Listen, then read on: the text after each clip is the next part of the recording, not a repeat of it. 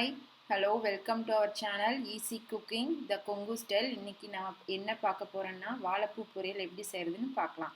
First வாழைப்பூவை சுத்தம் பண்ணி அரிஞ்சு தண்ணிக்குள்ள போட்டு வச்சிரணும். அதுக்கப்புறம் என்ன பண்றேன் நான் குக்கருக்குள்ள போட்டு வேக வைக்கணும்.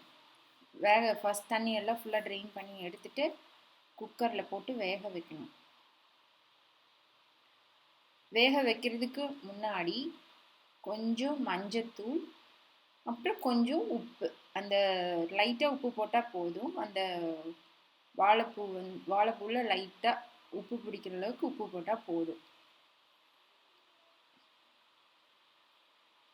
உப்பு போடுறேன். உப்பு போட்டு முடிச்சுட்டு கொஞ்சம் தண்ணியாக வேகிறதுக்கு தண்ணி ஆட் பண்ணணும்.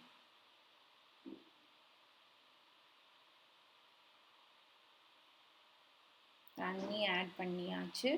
தண்ணி ஆட் பண்ணதுக்கப்புறம் ஒரு 4லேருந்து 5 விசில் வரைக்கும் விடணும். விட்டு வேக வச்சிடணும்.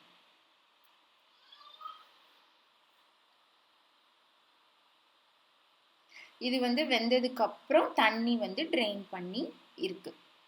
இந்த மாதிரி இதில் இருந்துச்சு, ஓட்டை கப் மாதிரி இருந்ததுன்னா அதில் ட்ரெயின் பண்ணிக்கலாம். அதுக்கப்புறம் துவரம்பருப்பு இருக்குங்க இல்லைங்களா, சாம்பாருக்கு போடுற துவரம்பருப்பு, அதை நம்ம வேக வச்சுக்கணும். இப்போ குக்கரில் போட்டிங்கன்னா ரொம்ப குழஞ்சிரும். அதனால் நான் கடாயில் போட்டு வேக வைக்கிறேன். கொஞ்சம் இதுக்கு பொரியலுக்கு கொஞ்சம் பளபளன்னு வேணும், அதனால் அப்படி. நெக்ஸ்ட்டு நம்ம பொரியல் தாளிக்கலாம். அதுக்கு ஒரு கடாயில் எண்ணெய் விட்டு எண்ணெய் ஹீட் ஆகிற வரைக்கும் வெயிட் பண்ணலாம்.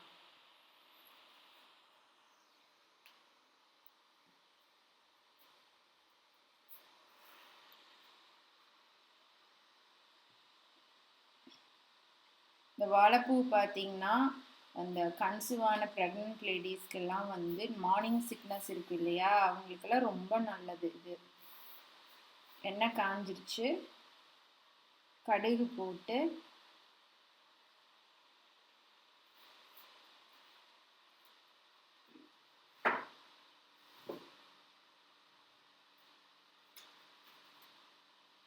கடலைப்பருப்பு, அப்புறம் கொஞ்சம் உளுந்தப்பருப்பு, மூணும் நல்லா ஃப்ரை ஆகணும்.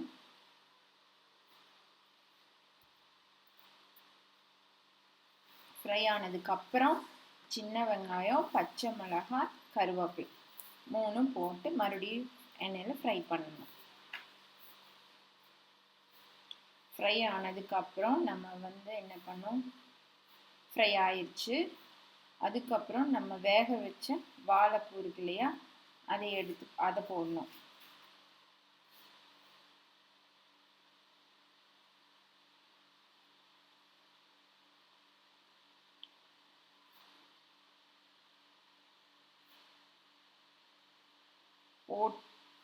போட்டுட்டு நல்லா அது வணக்கணும். நல்லா வணக்கும் போது அந்த வாழைப்பூல கொஞ்சம் தண்ணி மாதிரி இருக்கும். வேக வச்ச இல்லையா, தண்ணி ஊற்றி அந்த தண்ணி ஃபுல்லாக ட்ரெயின் ஆகிருக்காது. நம்ம வடைச்சட்டியில் போட்டு வணக்கும் போது அதோட கொஞ்சம் தண்ணியெல்லாம் இழுத்துடும்.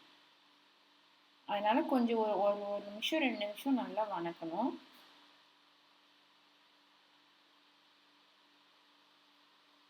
அதுக்கப்புறம் நம்ம வேக வைக்கும் போது உப்பு போட்ட கொஞ்சம் அது பத்தாது. இப்போ மறுபடியும் நம்ம எவ்வளோ வேணுமோ அவ்வளோ கொஞ்சம் உப்பு போட்டு மறுபடியும் மிக்ஸ் பண்ணணும்.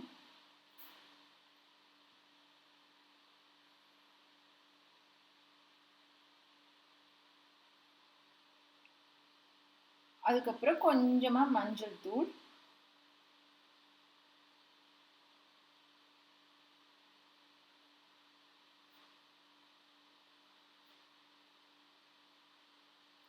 அப்புறம் கொஞ்சமாக கரம் மசாலா,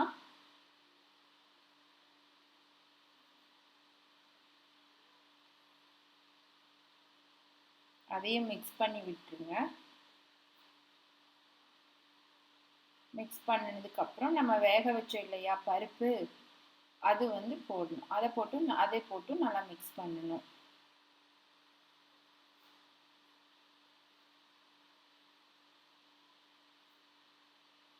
அது நல்லா உதிரியாக இருக்கிற மாதிரி வேக வைக்கணும். நான் கொஞ்சம் என்னோடது அந்த உதிரியாக வரல, அந்த பருப்பு வேக வச்சது வந்து உதிரி உதிரியாக வரல, கொஞ்சம் குழஞ்ச மாதிரி இருக்குது. நம்ம குக்கரில் போட்டால் ரொம்ப குழஞ்சிரும், அதனால தான் நான் கடாயில் வேக வச்சேன். அது எனக்கு உதிரி உதிரியாக வரல.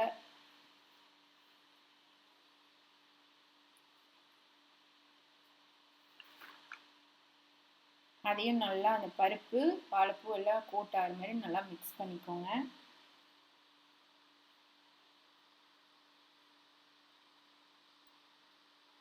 இந்த வாழைப்பூ பொரியலில் பார்த்தீங்கன்னா பொட்டாசியம் சத்து வந்து ஜாஸ்தியாக இருக்குது. இதயத்துக்கு நல்லது, இதயத்துக்கு ஹார்ட்டுக்கு வந்து ரொம்ப நல்லது.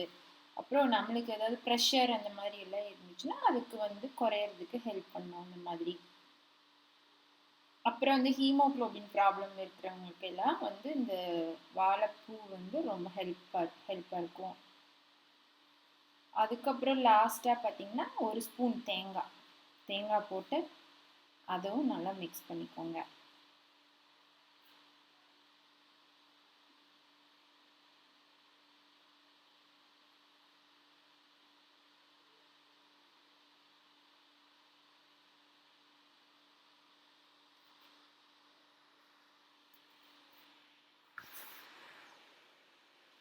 இப்போ வாழைப்பூ பொரியல் ரெடி ஆயிடுச்சு. நீங்களும் உங்கள் வீட்டில் வாழைப்பூ இருந்ததுன்னா இந்த மாதிரி செஞ்சு ட்ரை பண்ணி பாருங்கள், ரொம்ப நல்லாயிருக்கும். அந்த பருப்பு எல்லாம் இந்த சேரும்போது உங்களுக்கு ரொம்ப நல்லா டேஸ்ட் இருக்கும்.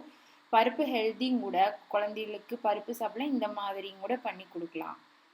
அதனால் இந்த மாதிரி செஞ்சு ட்ரை பண்ணுங்கள். இந்த வீடியோ உங்களுக்கு பிடிச்சிருக்குன்னு நினைக்கிறேன். பிடிச்சிருக்குன்னு நினைக்கிறேன். ஓகே, அதோட